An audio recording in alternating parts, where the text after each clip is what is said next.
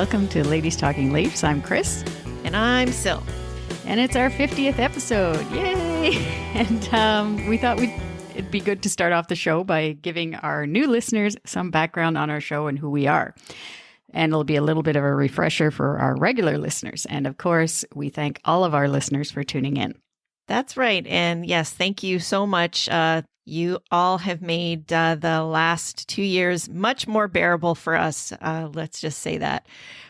So a little background on us. We've both been Leaf fans going back to the late 70s, early 80s since we were wee little girls. Chris and I met through work about 30 years ago, and we connected immediately because obviously we both have this passion for the Leafs and their history. Just a couple of my favorite players going back are Mike Palmateer. I used to love him when I was growing up, and Doug Gilmour. And my favorite player on our current roster is Auston Matthews. And I don't think there'll be too many people who would say that's a bad choice. So that's for sure. Yes, AM34 has a lot of fans out there, including what he did yesterday for me. And we're recording this on Monday, just so for our listeners know. But when I'm referring to yesterday, it's the Heritage Classic. But my favorite players are Rick Vive was my first favorite player, and then Wendell Clark going into the late 80s, early 90s. And for my current team favorite player, it's Mitch Marner with Michael Bunting, definitely a close second from Scarborough, me being from Scarborough as well.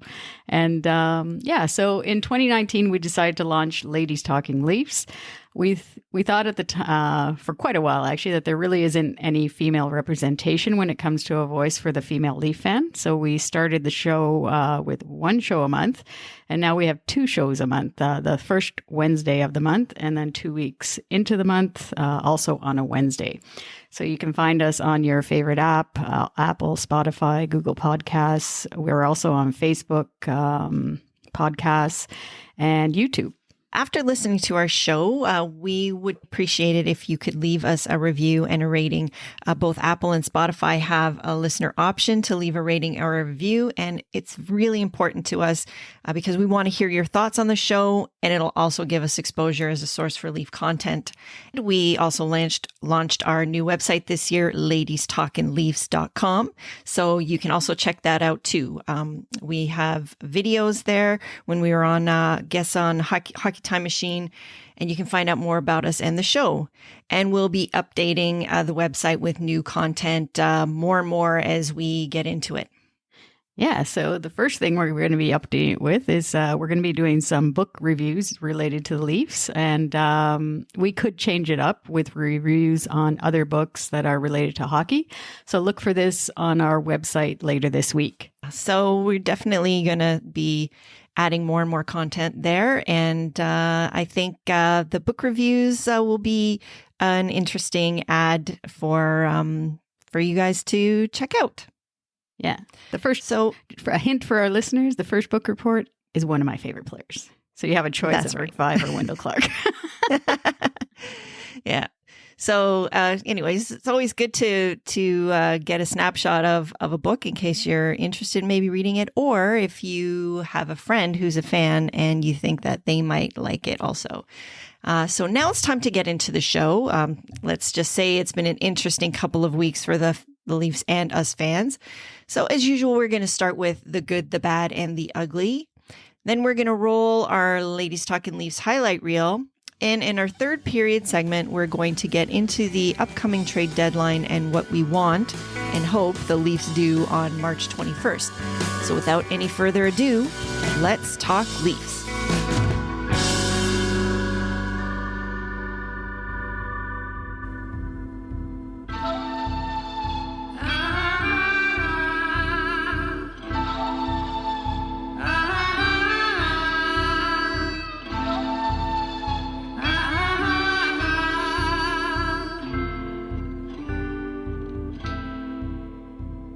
The good, the bad, and the ugly. Try not to focus on the ugly too much. Anyhow, we're starting off with the good. I actually was thinking about this and for quite a while thinking, okay, probably the only player we haven't highlighted this season so far, and he has done a really good job. He's come out advertised, is David Kempf. So one of Dubas's good signings from last summer, the other one being Michael Bunting. And yeah, 2 years at $1.5 million. Gotta love that. I never heard of him before we picked him up in the summer. Which I thought was kind of hilarious that you never heard of this name, David Kempf, at all. But yeah, he's very defensive responsible. I looked up some stats on him, the NHL possession metrics on him from hockeyreference.com. 85% of the time he's starting in the D zone. So that's he's basically solidified like a third line checking line for Keefe, which Sheldon Keefe has always been trying to get since he's been the head coach of the Leafs, and him with, it seems it's Kampf, Engvall, and Mikheyev. That's been the third line checking line against the top line of the other teams. He's done well on the. Well, he's like a D-zone specialist on the draws, on the face-off. And yeah, he's got, it's funny, when he came to the Leafs, they were like saying like, oh, the guy I think he only had like 1 goal last season with Chicago. And Keefe said that he could do more, and he's got 8 goals and 13 assists. So he's done pretty good that way as well. But he averages 14 minutes of ice time per game. He's a PK specialist. Most of the time I've seen him with Mitch, with Marner. And yeah, I just think that he's, again, he's not a flashing guy, flashy guy. And so, yeah, I think I give him the thumbs up for this past couple of weeks. He just has done his job, and he's done it well. Yeah, and I have to definitely agree with you there. Having those defensive zone faceoffs. I mean, considering, what our overall team defense has been like this year is huge. And the other thing is that they tend to drive play to the other end of the ice. And then our offense can take over up there, which, has been a huge factor for us. And, the ability for our team to score, which, as we've seen over the last while is really, really important, because if it wasn't for that, like, I don't know how we'd have even been carrying on right now. So yeah, David Kempf has been an amazing ad. Just a question. I thought I heard Elliot Friedman talking. Did he get hurt yesterday? No, not that I heard of. No, I thought that I heard that he did. But anyways, I hope that's not the case. Hopefully not. That's the last thing we'd need right now. Exactly. Oh my God. Yeah. So it was just a quick thing that I heard just before we came on here. So hopefully he's all right. Because okay. Lord knows we cannot handle another injury, especially not one that involves our team defense. I know. Justin Hull, whatever, he got the nose bloodied up. I don't know what happened to him early on. Yeah. And that's anyway. That's it. So my good is Auston Matthews, and not just because he's my favorite player. No. It's because, obviously I'm not going to be going into stats and everything here because we all know his stats. But what I've seen from him lately is the way he's showing leadership on the ice. I loved the game against Arizona, where he got hooked and he really gave it to the refs. Like, we have not seen that with him, that, any talk back. Like, if you look at other, superstars in the league, I'm not sure McDavid chirps the refs that much, but like Sidney Crosby always has. Wayne Gretzky, like, we used to call him Whiner Wayne pretty much. And Mario Lemieux, all of these guys, took leadership in talking to the refs and pointing out when they didn't think the calls were right. And even, getting more physical, and just the way he is on the ice, his demeanor after he scores goals, he's just showing himself to be a real team leader. And I can see him being a captain in our future. I don't know. It could even happen before Tavares, leaves. Yeah, but that was a discussion last week on the Fan. They had that about maybe it'll be like a San Jose situation, whether or not. Well, like hand it off to somebody who's younger, who's going to be with the team, and like I think that he is definitely showing signs that he is ready to take that mantle, and I can't wait to see it. And I wonder if that's a carrot that can be dangled to get him to stay and sign. Yeah. No, I for sure. One thing that I couldn't find the quote again, but basically one thing that was on that road that you're speaking of, showing the leadership and the captaincy possibly, was last week sometime.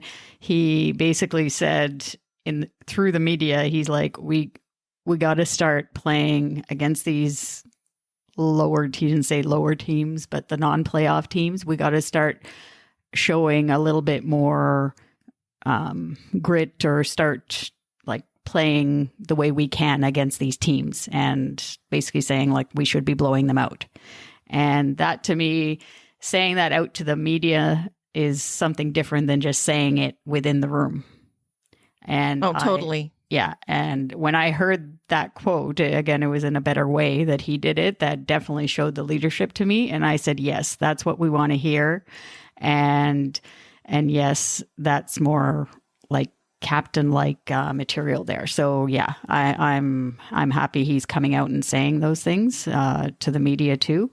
And I agree. I think that eventually he this is his team, anyways. Really, and the bottom line is it's his team, and not just because he is obviously the leading scorer in the league now on having 45 goals in that, but and just his whole demeanor, like you said, and he wants to win. You can see it there, and he loves he loves the big moments, and he wants to be a difference maker every night, and he is for us. That's why he's our MVP.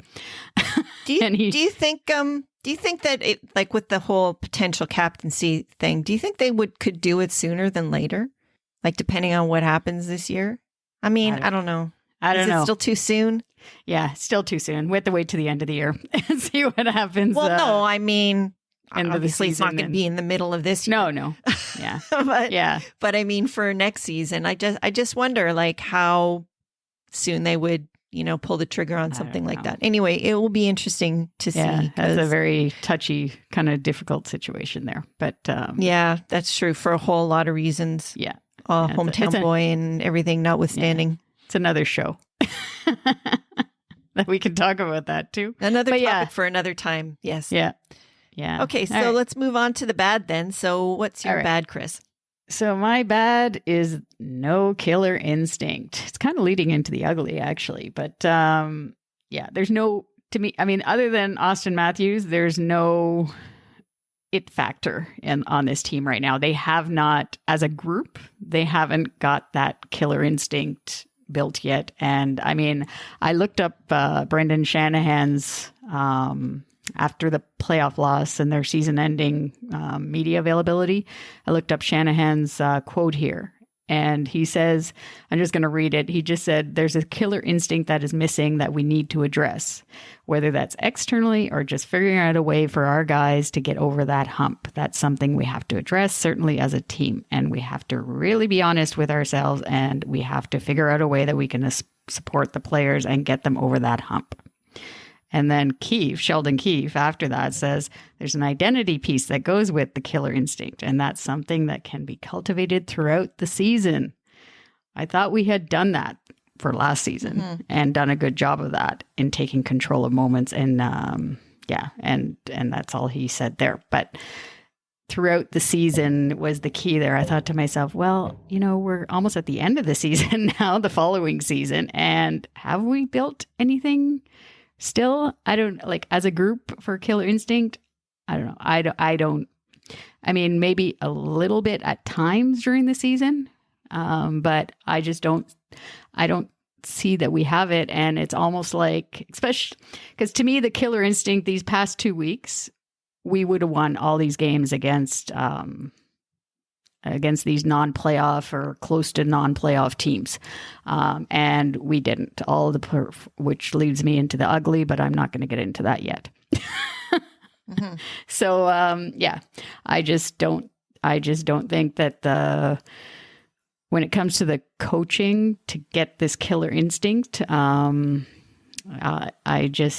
I don't know. I don't know what, whether it be on the ice, off the ice. I don't know how they're going to get these players to, what more motivation do they need? I don't think now they're not going to get into it's still close, but they're not going to get this goal of first place in the division. Yeah, that's going by the wayside pretty quickly right now. I know, I guess, it is sort of the dog days of the season right now. They don't have any excuses anymore, though. Before they had the break, they had the COVID, they had all of these things. They don't have those excuses anymore. But yeah, the only thing I'm hanging on to is that, okay, now's not the time when we want to be peaking. But, if they don't turn this around pretty quickly, they're going to be, fighting for a playoff spot. It's like I look at, for example, a team like Boston, who's basically been kind of hanging around that wild card for the longest time. And now they're turning it on, So, yeah, I think it's time that they kind of turn a corner there. I'm still hopeful, being the optimist that I am on this on this show, that they will get it together when it counts. We always have hope. We always have hope because we're Leaf fans, right? We love the team and we just want, but I don't know, it's frustrating, obviously, and I'm sure, and I think within the room too, certain players are frustrated as well. I guess that brings me to my bad. Yeah. Which is, again, it's Auston Matthews related, but it's basically how he just does not get the calls. He is languishing towards the bottom of the league for penalties drawn. And then you've got Connor McDavid, who's basically at the top. And he is every bit the same superstar. And how is it that this guy can basically get, beaten and hooked and grabbed, and for example, in that Arizona game, and right in front of the referee, and they don't call it? I know he's a big guy and he's strong, but I think that he's starting to get frustrated too, because I know these guys, they say they don't listen to the media, but he knows, because it's been out there and it's a topic of discussion, that he just doesn't get calls, and he doesn't draw as many penalties as a player of his caliber probably should. And so I wonder if that's part of the reason why you, because there's breaking news. This is the first time that this has happened on our podcast. Oh my goodness. Matthews has been suspended for 2 games for that cross check. Okay. So I'm just going to say, well, that leads into what I was just going to say, that's probably where that frustration boils over, because Dahlin was basically, he was cross-checking him all over the place. Yeah. Right? And he got frustrated and he got his hands up a little bit higher than he should have. But this is what happens when the refs don't call stuff. Exactly. Players decide to take it, on themselves to rectify the situation. And we all know that the retaliatory penalty usually is the one that gets called and is the one that's going to be the most egregious. And that's what happened. And I think that is funny, the breaking news that you mentioned, that, since it happened, I took note of how quickly everybody jumped on the fact that he should be suspended. Oh yeah. Now that's why I tweeted out to on our Twitter account. I tweeted out saying, "Oh yeah, it's going to be a 10-game suspension because he's a Leaf." 100%. Yeah. But I don't recall other stars who've done stuff, because hello, they all have, that they are, they're apologists for everyone else, but because it's a Leaf, It's like it's, you know what it is? Sure. It's like the media and everything is like the hockey dad who coaches his son, who doesn't want to look like they're playing favorites. So then they go all totally the other way. No, and you look, and jump all over it more. I guess there's another example, there's so many examples that have gone on Twitter that I've seen replays on, but I mean, you look at, I guess, Max Pacioretty of the Knights. He basically punched Chris Letang in the back of the head. And it was this was last week sometime in a game, and the guy Letang clearly couldn't see this punch coming, but he didn't get nothing for that. Punching him in the head, it's fine. It's fine. But I guess for Auston Matthews, he can take he took one cross check. I know that. Like you said, it's the referee not taking control of the situation. I mean, there's only so much a person can take. And then I do believe that Matthews was trying to get the guy's shoulder, and obviously it went to the neck or head area. Yeah. You never want that, but no. And everyone's saying that it was a direct hit, but to me, it didn't look totally direct, but no. It wasn't a total slide up the arm kind of situation either. Yeah. But, I'm not saying that he shouldn't be suspended for that. But, I've just never seen this kind of scolding that happens, for any other team. So, and even going back to that Arizona game where there was the non-call on the overtime winning goal where there's clearly interference. Chikrin, I guess, did on Matthews, and then even before that, even a second before that, Matthews could have just dropped his stick too, and Chikrin would have been holding his stick basically. If Matthews would have just let go of it, and the evidence would have been there, but I don't know, you just wonder what these referees are. Now they have four. Back in the day, we used to have the one referee. I think they were doing a better job, personally, when there was one referee. Now we have too many of them, and it's worse. And they're staring right at somebody, getting a cross check or boarding, whatever. It's ridiculous. I don't know. Anyways, and I mean, people are starting to speak out. Last week, they spoke out in Colorado as well. So, some of the Stars are starting to say something, and I think they should. I think that's a good thing. So, anyways. Do you think 2 games is, I was thinking you only get a game, but. I don't know. I think that if he was not a Leaf, it would have been one game. Yeah. Yeah. Because then I started looking back to the whole Spezza thing earlier in the season where he got 6 games. That was also ridiculous. That was ridiculous. And then I thought to myself, well, if it was that ridiculous for Jason Spezza, then he's Matthews is probably going to at least get a couple. It's not just going to be a fine or anything like that. No. But because they're always, and the fact that it was a big event and everybody was watching, and I think that has 100%. I thought for the league. But this player safety, I don't know. Anyways, we'll move on to the ugly. So for me, the ugly was every game played in the last 2 weeks. I don't really want to get in. I've written down all the scores here, but I'm not going to go through them. I just think it was horrendous. The fact that, in the Vancouver game, we lost 6-4. We were leading into the third period. We give up the lead. And against the Columbus Blue Jackets, we end up we're blowing leads basically again. We had a 3-0 lead in that one, which was big. We end up winning 5-4, but we had the lead. It shouldn't be that hard. All these teams are non-playoff teams. Seattle, again, we had the lead and we ended up winning, but we blew the lead.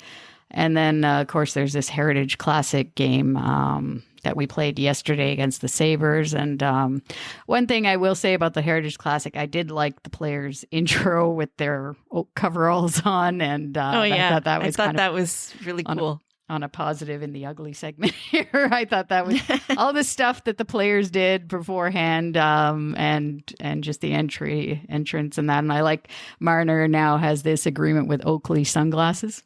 So he was, him and a lot of the, I think it was Kerfoot that had, they were showing off some of the different sunglass looks, which were kind of cool.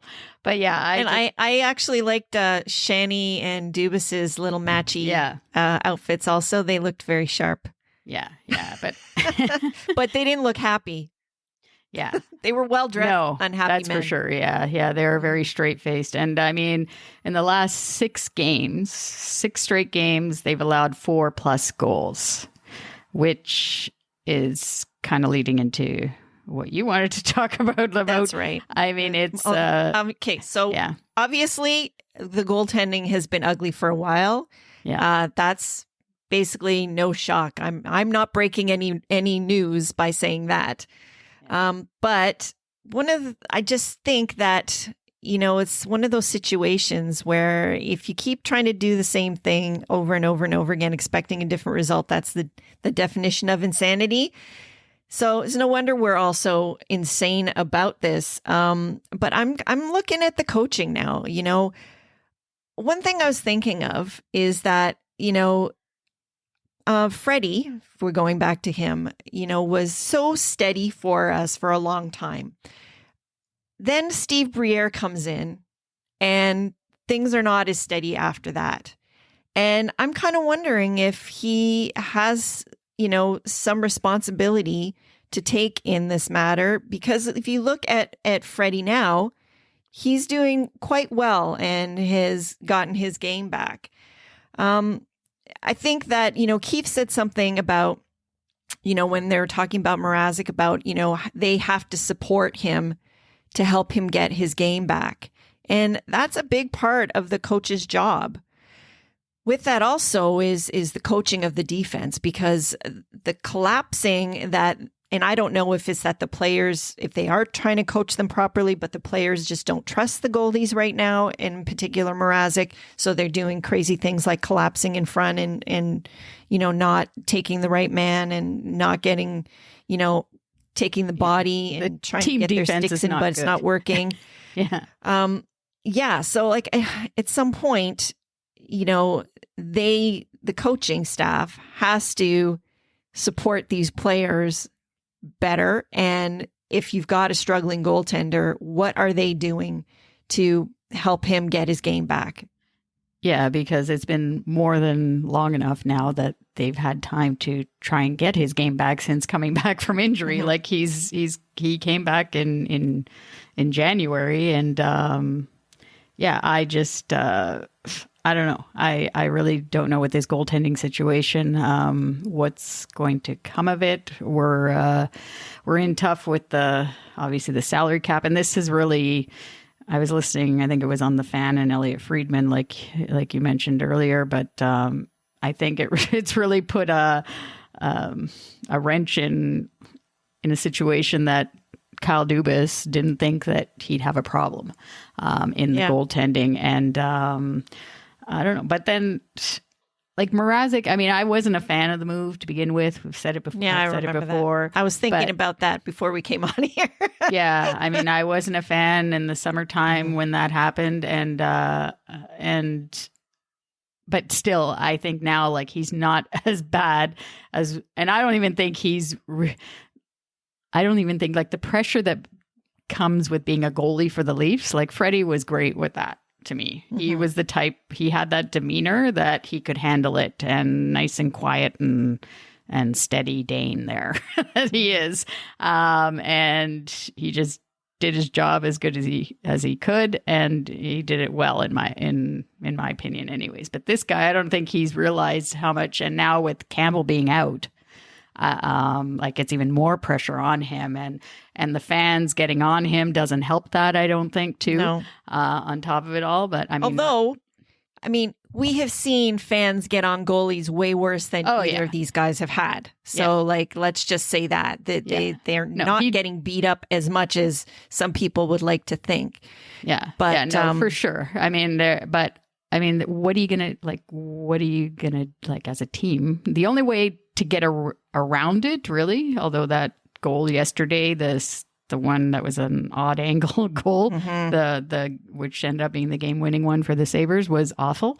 But the only way to get around it is to rally around the guy and play better team defense. At least try to and keep these leads, like 3-0. I mean, come on. Like, I mean, there has not all of them are like the goalies issue, like to say that a lot of them were, but not all of them are. So, well, the other thing that I thought of too a little bit is that it takes a special kind of goaltender to play in front of a team that plays this style of play. I mean, you basically need Vasilevsky, and we don't have that. Yeah. So it's a question of the goaltending not matching the type of team we have. Also, I think there's a point there as well. But there's no way we're going to pick up something like that at the deadline, no. That is something that needs to be developed from within. And we just have not been able to develop a goaltender. Yeah. And that's a real big issue. And that's something that goes back from before Dubas taking over. This is like something that should have already been in the, works, because it takes time for goaltenders to develop. And a couple of them considering the position he was put in, that Eric Schaaldren, the Swedish player, goaltender, he played pretty well the other night. I think he's going to get the next start too versus Dallas. Yeah, well, it should be interesting. But I actually remember watching him in the preseason thinking that he looked pretty good. Mm-hmm. So I do recall that I thought that he looked decent, and I thought he could be given a shot, but we'll see what happens, I guess. But yeah. All right. So anyhow, enough with the negativity for now. We're going to move on to the Ladies Talking Leafs highlight reel. Let's roll it. All right. So we do have some good things that happened over this little stretch of games. In the number 3 spot, we have Nick Robertson. He scored his first NHL goal versus the Canucks and showed his speed on a 2-on-1 with Nylander. He took the pass and ripped it past goalie Thatcher Demko. He definitely was a spark plug on that line, I thought, and he definitely looks like he belongs in the NHL. So I was actually a little surprised that he was scratched from the game yesterday. I'm not really sure why that is. Maybe because of experience, not playing too many outdoor situations or what, I don't know. But, I guess they wanted Spezza in there, right? So somebody had to come out, and it's a difficult situation. Like Dermott didn't play either, which, to me, it should have been Liljegren that sat. But anyways, because I don't like the way Liljegren's been playing. It's anyways, we're going to talk about Nick Robertson a little bit because it was his first career goal, and in the NHL, he did score in the playoffs in the bubble a couple of years ago versus Columbus. But this is his first regular season career goal, and I hope he gets back. I think he'll get back in there for the game versus Dallas to play against his brother.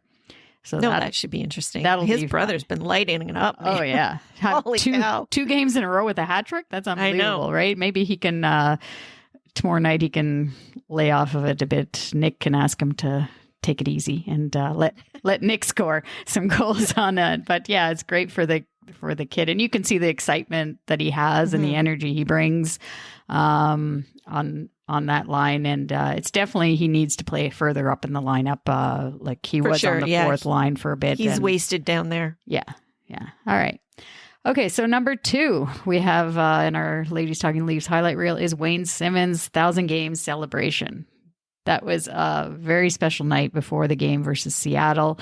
Coming from Scarborough, and from what his dad said in an interview, they supported Wayne, but it was all Wayne doing the work and pushing himself to be the best and make the NHL. But I just thought it was great to have his family there, and the video that they did for him, and the silver stick, and then the one of the best parts I liked was when Kyle Dubas from the team, they presented the Wayne Simmonds, like the 2 kids with the 2 little mini sticks. I know. I love that. Yeah. I love that so much. And they're daughters too, and they gave them the stick. It actually said so much, in that gesture.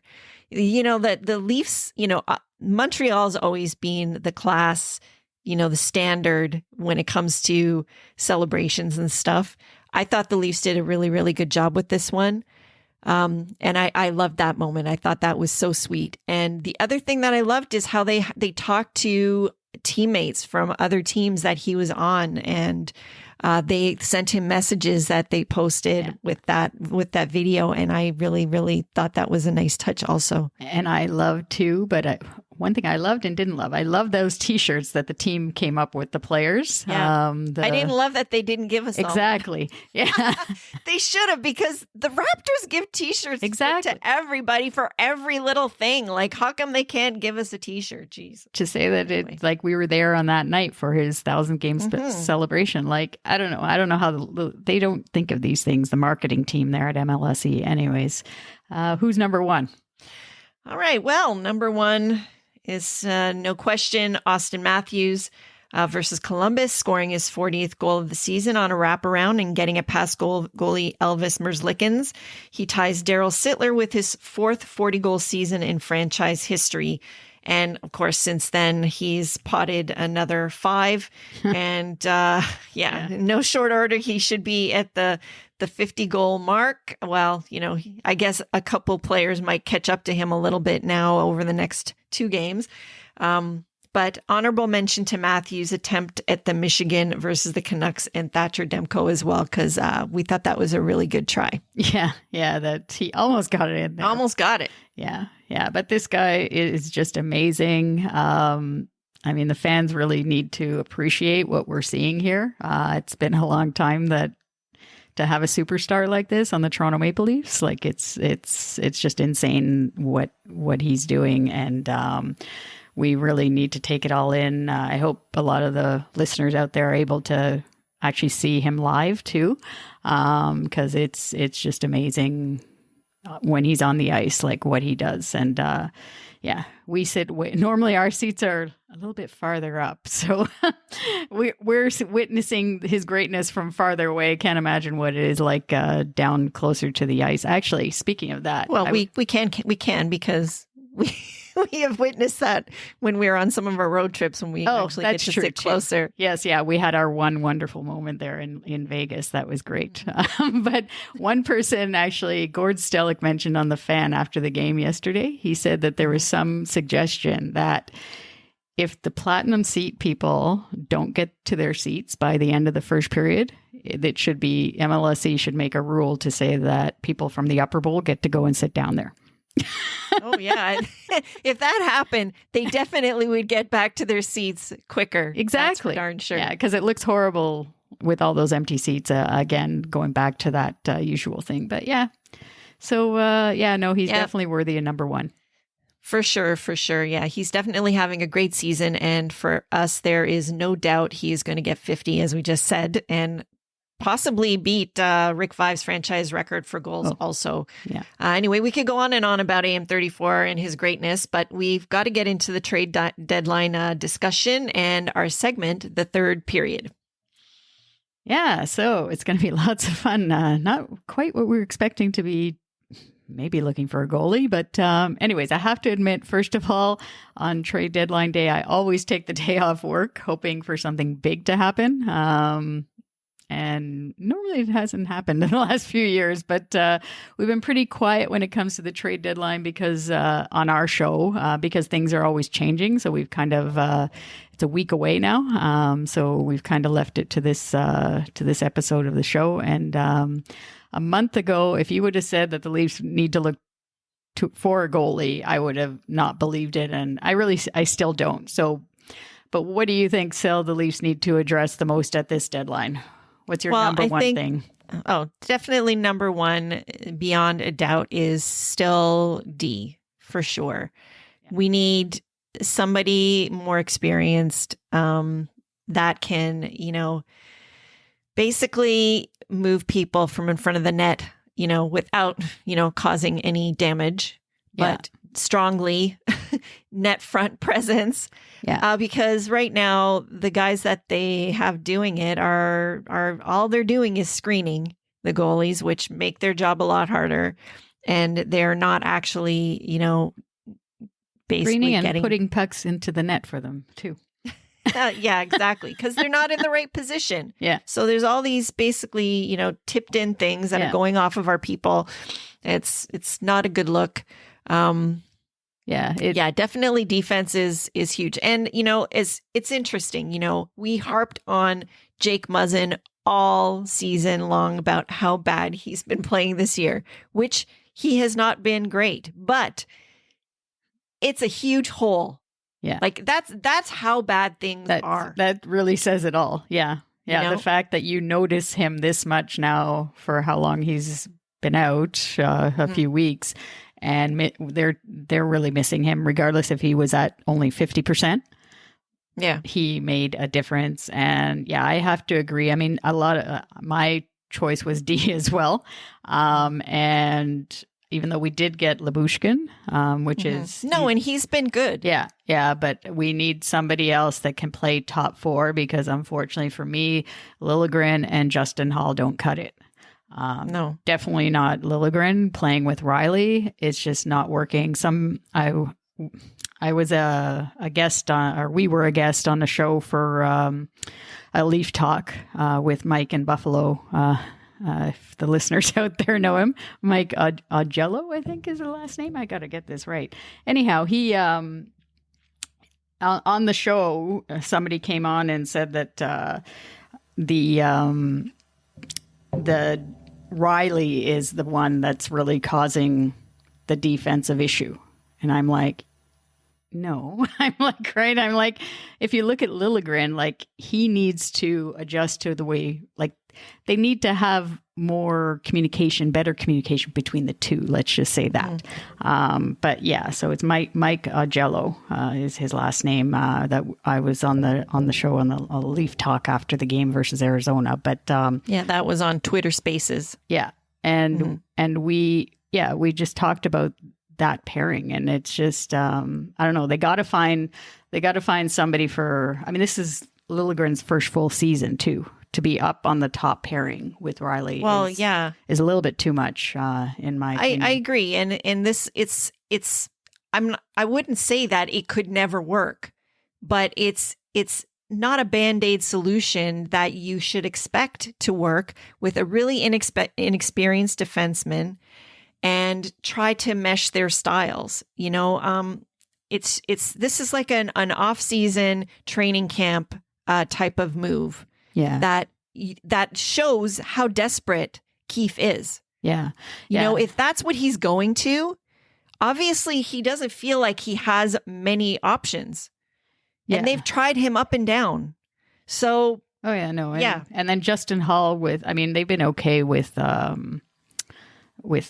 Brody there, but I still think. And actually, that's the reason why Liljegren is playing up with Riley. Yes. Yeah.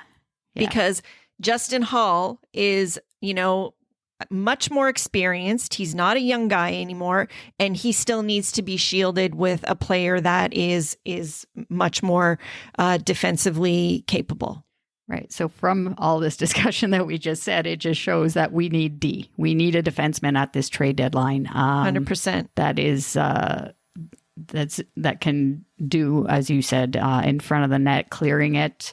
In a good way, and blocking shots too would help. So I know obviously everybody else has been talking about goaltending, which I think is, the possibilities there. I just don't think with the salary cap and being a flat cap, I don't think we can, and we don't want to give up any of our good prospects, young prospects, and there's no guarantee that goaltender is going to come in here and just be fantastic for us, right?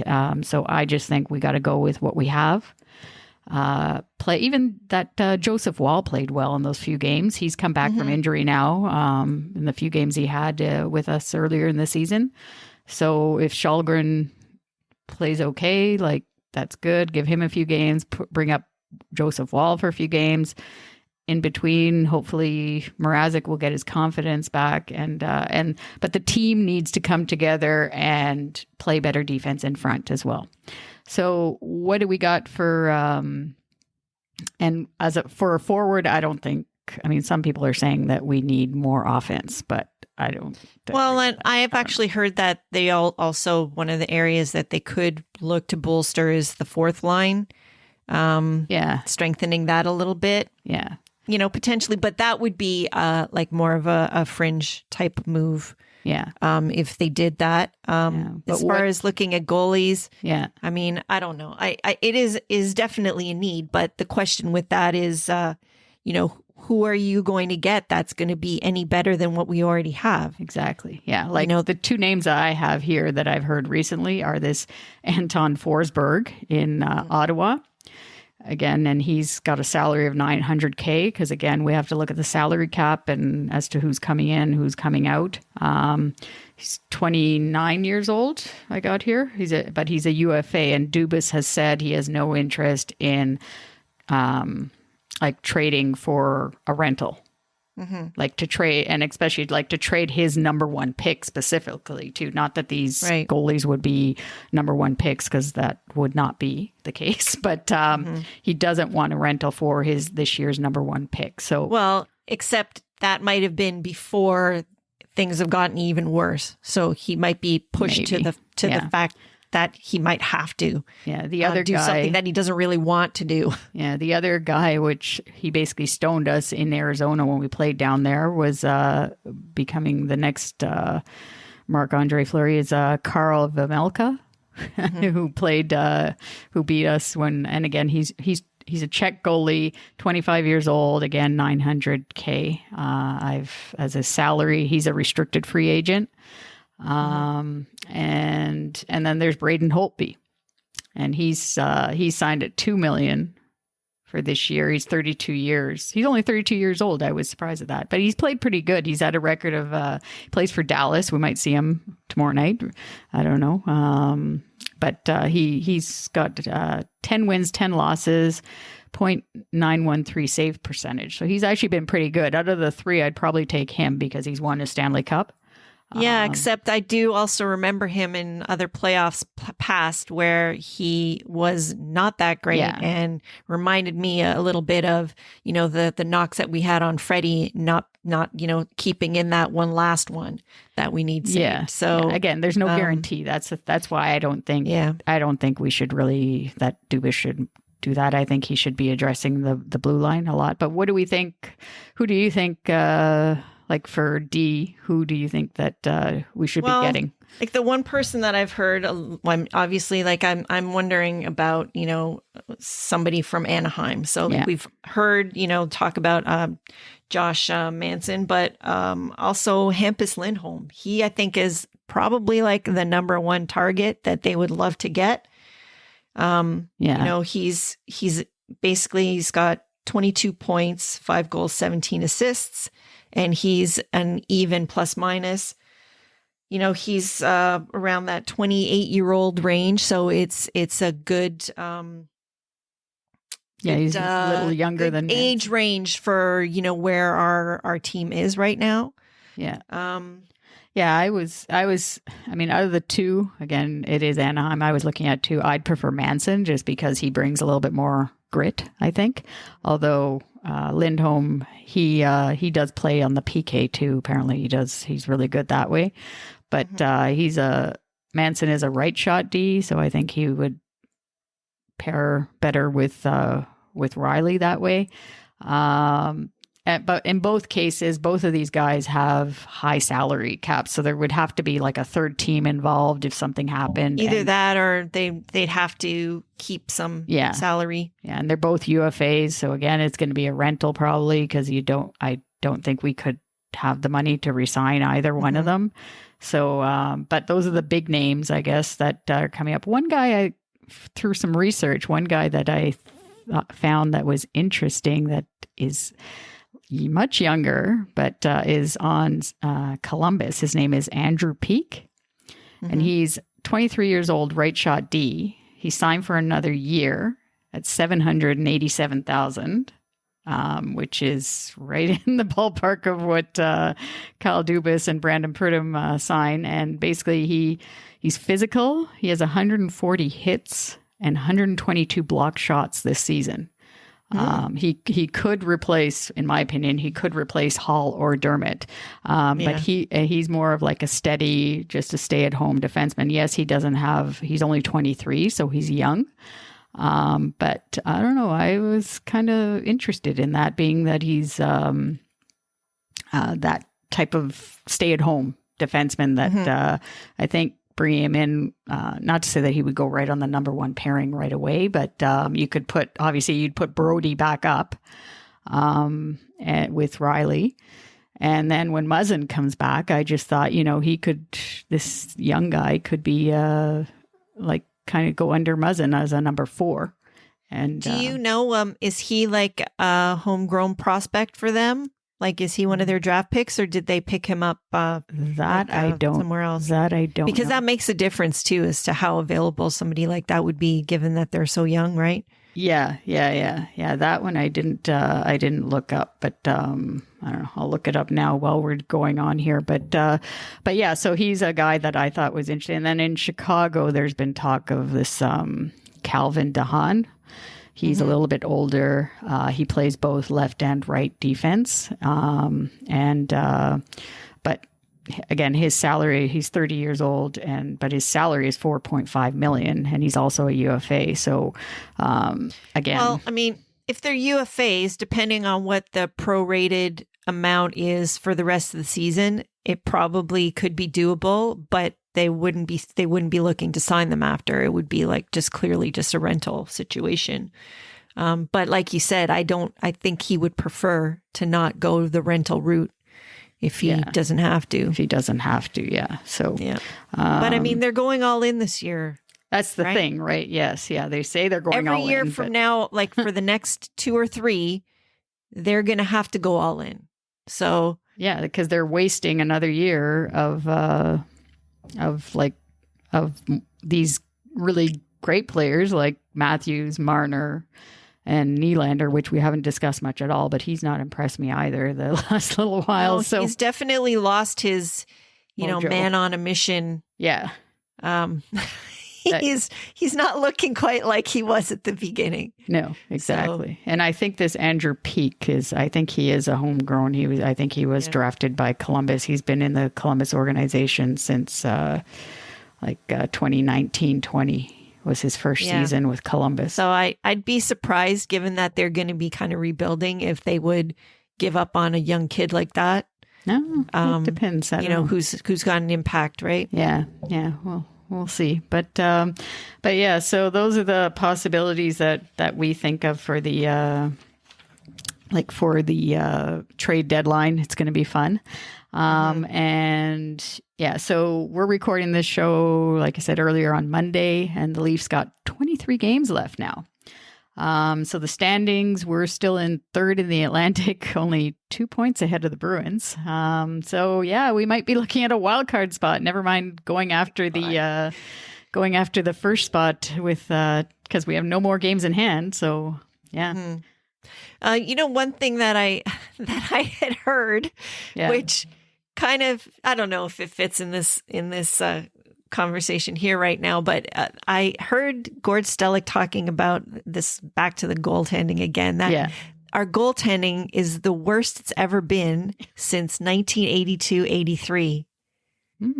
Oh, wow. Maybe they should talk to Rick Vive then. But the thing that's amazing to me is, and we finished at the bottom of the standings or close to it. Yeah. Then. So that just tells you how much they're wasting our firepower. Yeah. The fact that we are still at the top, towards the top end of the league, and we're close to the top spot and held the top spot for a while.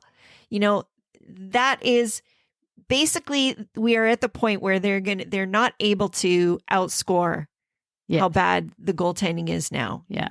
And that's the difference between our team and the team in the 80s, is that they couldn't score. They only had one person scoring, which was Rick Vive. Yeah. Practically. Yeah. So that team wasn't talented enough to score these problems. Our team so far has. So anyways, hopefully in the upcoming schedule and with the trade deadline, they're going to start sorting things out. But they definitely have to do something, because the players themselves are not going to be happy if they don't. Yeah, for me, I mean, if they don't do nothing, I don't know.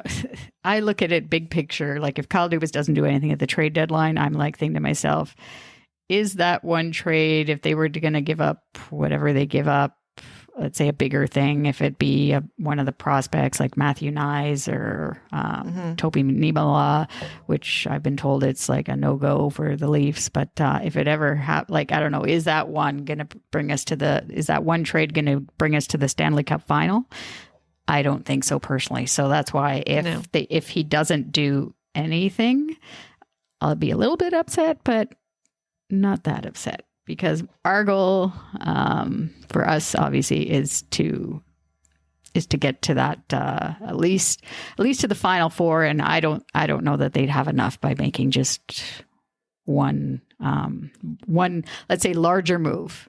I'm okay if he just does the like a smaller move on defense if he can get it, or the fourth line bit. But what's going on with the schedule next couple weeks? Let's look at what's coming up, and I think the schedule is going to get a little tougher, so we'll see if that is good or bad, because we tend to play down to teams that are lower in the standings. So we're facing some better competition. Maybe that's going to be good for us. So it's definitely a tougher start with Dallas coming in here tomorrow night and Carolina on Thursday. And then we go on the road to Nashville on Saturday night.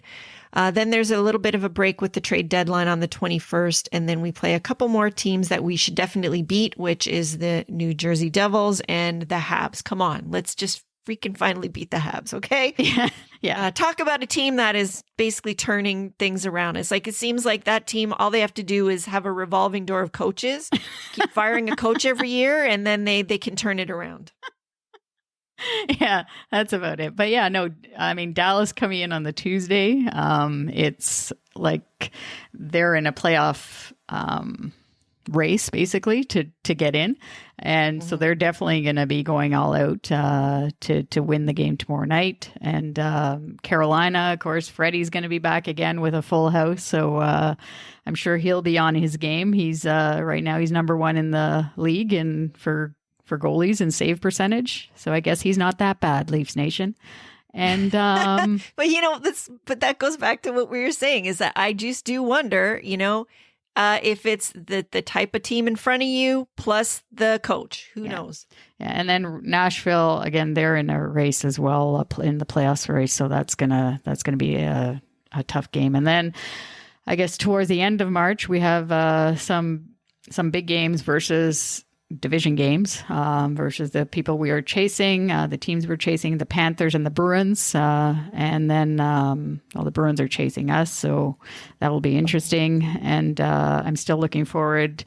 That Michael Bunting yesterday, the way he came, the way he brought his Scarborough feistiness there at the end of the game when I think it was Dylan Cousins that took a shot at Matthews afterwards. I'm glad that Bunting went after him anyways afterwards. And he went after his guy. Yeah, they're having a bit of a bromance, those two. Yeah, I like that standing up basically for, even though Matthews can take care of himself. But yeah, I like that, and I'd like to see more of it. It doesn't matter if it's a penalty, as long as it's obviously not a headshot or anything like that. But yeah, and then we have a game versus the Jets, and that's the return of that game way back earlier in the season when the Jets beat us in Winnipeg, and Mark Scheifele was going on in the dressing room about winning the Stanley Cup that night. And it looks like Winnipeg might not even make the playoffs. So I'm glad they enjoyed that moment.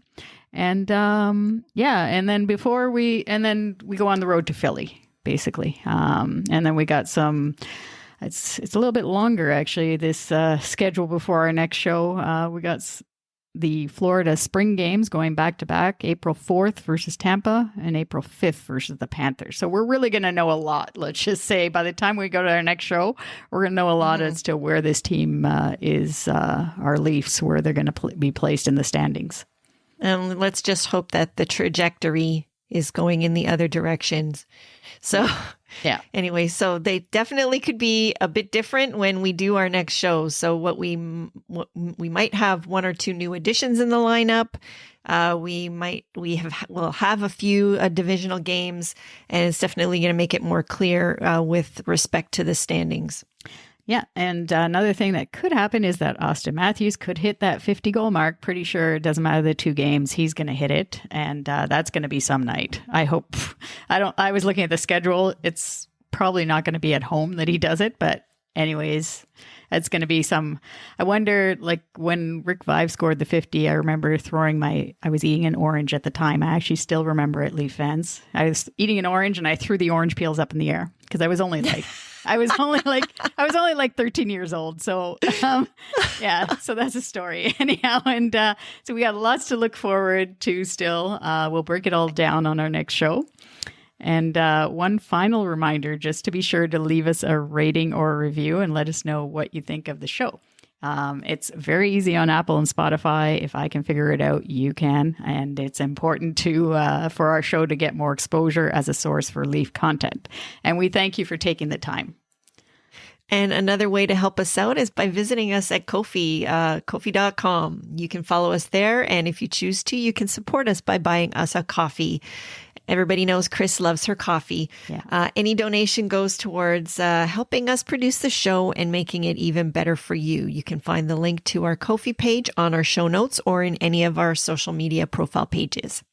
Yeah, we thank all of our healthcare workers and first responders for everything they do. Every single show, it's getting better. The pandemic, things are getting back to normal. I guess if we remember what normal is. But we thank our healthcare workers and first responders for getting us to this point right now. Mm-hmm. So enjoy the trade deadline, everybody. Enjoy the games, and we'll be talking Leafs again in a few weeks. Go Leafs, go.